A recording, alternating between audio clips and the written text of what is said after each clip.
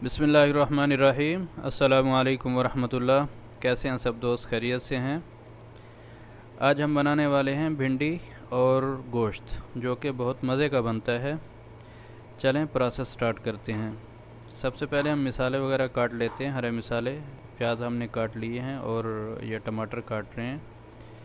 तो जो भी प्रोसेस है वो साथ साथ हम आपको दिखाते रहेंगे और साथ में बताते भी रहेंगे। तो टमाटरों को ऐसे बारीक बारीक काट लेना है ताकि बाद में मुंह के अंदर वो टमाटर के छिलके ना आए।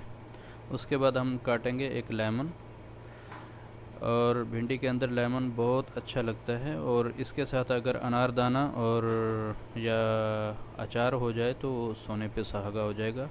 उससे भिंडी का टेस्ट बहुत बढ़ जाता है। तो ये टमाटर और लेमन हमने काट लिया है। तो अभी हम गोश्त निकालते हैं और गोश्त को भी हम साफ़ कर लेंगे और काट लेंगे। तो ये चिकन है तकरीबन 500 ग्राम के करीब। तो इनके हम पीसेस कर लेंगे छोटे छोटे।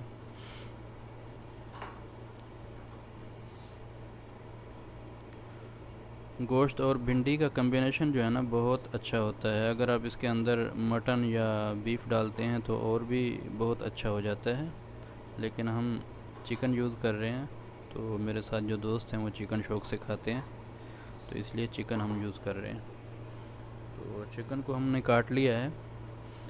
अब इसके बाद हम तैयार करेंगे लहसुन और अदरक। ये लहसुन को हम छील रहे हैं तकरीबन, जो कि हमारे पास 7 से 8 जवे होंगे। इनको छील के और साफ़ करके हम ग्राइंड कर लेंगे। साथ में अदरक भी, अदरक को हम छील लेंगे।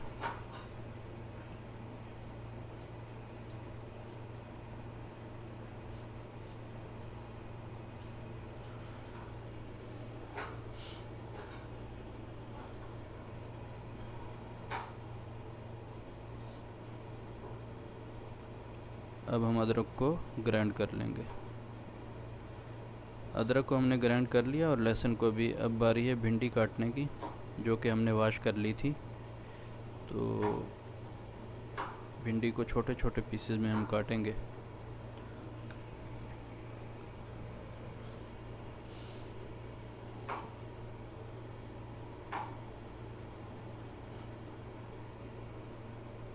ये सारा सामान हमने काट लिया है। ये अब आपके सामने जो पड़ा हुआ है, आपके सामने ये देखें, सब कुछ हमने छोटे छोटे पीसेस में काट लिया है। लेमन है और साथ में लहसुन अदरक है और हरी मिर्च है, टमाटर और प्याज हैं। प्याज हमने थोड़े से ज़्यादा लिए हैं क्योंकि भिंडी हमारे पास कम है। तो भिंडी और प्याज का कम्बिनेशन भी बहुत अच्छा होता है। अक्सर हमने देखा है कि प्याज भिंडी के अंदर ज़्यादा डालते हैं लोग। अब प्रोसेस स्टार्ट करते हैं। सबसे पहले हमने ऑयल डाल दिया और उसके साथ ही थोड़ा सा प्याज डालेंगे और उसे हम फ्राई करेंगे।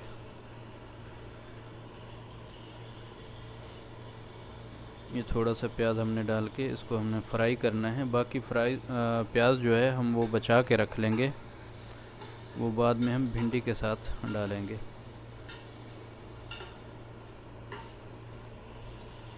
प्याज को हम अच्छे से फ्राई कर लेंगे ताकि प्याज जो है पक जाए। अभी प्याज हमारा तकरीबन रेडी है। इसके अंदर हम डालेंगे अब लहसुन अदरक, जो कि हमने पेस्ट बना लिया है। ये लहसुन अदरक का पेस्ट हमने डाल दिया इसके अंदर। इसे भी हम थोड़ा सा भून लेंगे, पका लेंगे।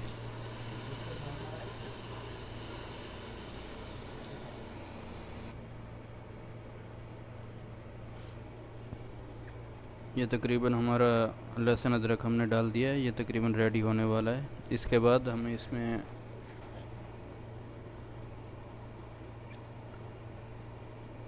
टमाटर डालेंगे।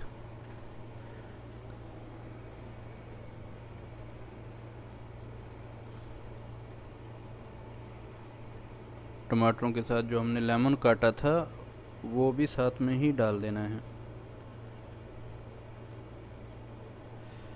تو اب ہم ٹماٹروں کو تھوڑا سا پکا لیں گے.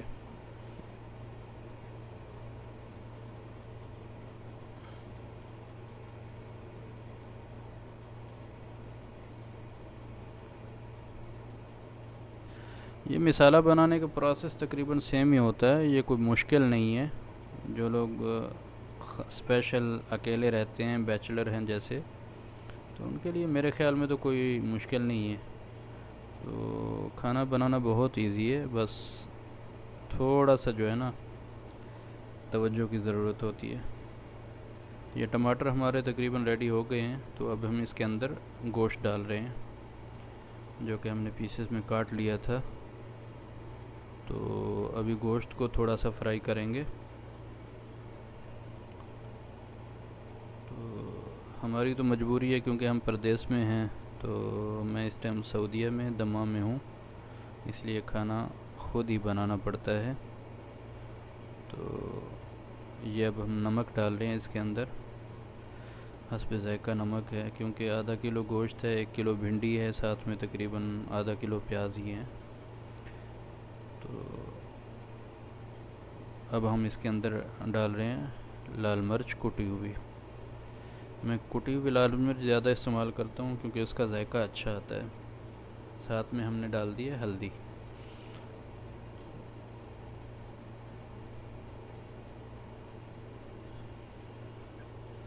اس کو تھوڑا سا ہم بھون لیں گے تاکہ مرچ کا جو کچا پن ہے وہ ختم ہو جائے, ساتھ میں گوشت بھی ہمارا تھوڑا سا بھن جائے.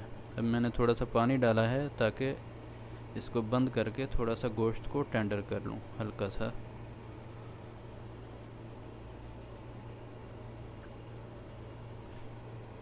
ابھی اس کو میں بند کر دیتا ہوں تاکہ گوشت تھوڑا سا نرم ہو جائے. اس کے بعد ہم اس کے اندر بھنڈی ڈالیں گے.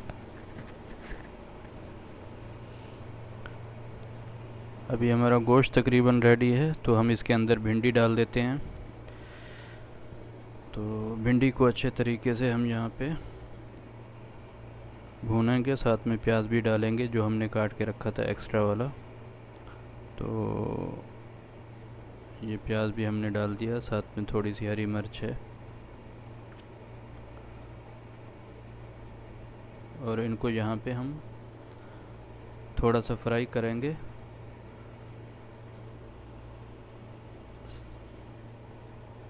ہلکا سا چلا کے اب ہم اس کو ڈھکن لگا کے 10 منٹ کے لیے دم پہ رکھ دیں گے ہلکی آنچ پہ. تو دم سے نکالنے کے بعد ہم اس کو پھر تھوڑا سا تیز آنچ پہ 1-2 منٹ کے لیے فرائی کر لیں گے تاکہ اس کا جتنے بھی وہ چپچپاہٹ ہو اور ہلکا پھلکا جو پانی یہ چھوڑے گی وہ خشک ہو جائے گا. دیکھیں یہ بھنڈی ٹینڈر ہو چکی ہے. ہم اب اس کے اندر سوکھا دھنیا اور ہلکی سی کالی مرچ اور ساتھ میں تھوڑا سا دھنیا ڈالیں گے جو ہم نے کاٹ کے رکھا ہوا ہے. تو بھنڈی ہماری ٹینڈر ہو چکی ہے. تو تقریباً ہماری مزیدار سی بھنڈی یہ ریڈی ہے, بھنڈی گوشت. تو امید ہے سب دوستوں کو ویڈیو بہت اچھی لگی ہوگی. تو اپنی رائے کا اظہار ضرور کیا کریں, اور ساتھ میں کومنٹس کیا کریں اور لائک کیا کریں. ساتھ میں نیکسٹ ویڈیو کے لیے چینل کو سبسکرائب بھی کر دیں. اللہ تعالی ہم سب کا حامی و ناصر ہو. اللہ تعالی ہم سب کو خوشیاں اور دنیا اور آخرت کی تمام راحتیں اور خوشیاں عطا فرمائے. اللہ حافظ.